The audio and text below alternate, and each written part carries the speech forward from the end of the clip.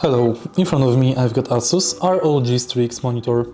In this video I'll show you how to activate picture-in-picture function.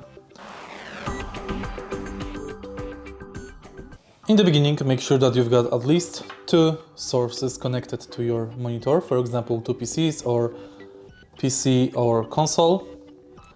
And now go to your monitor menu.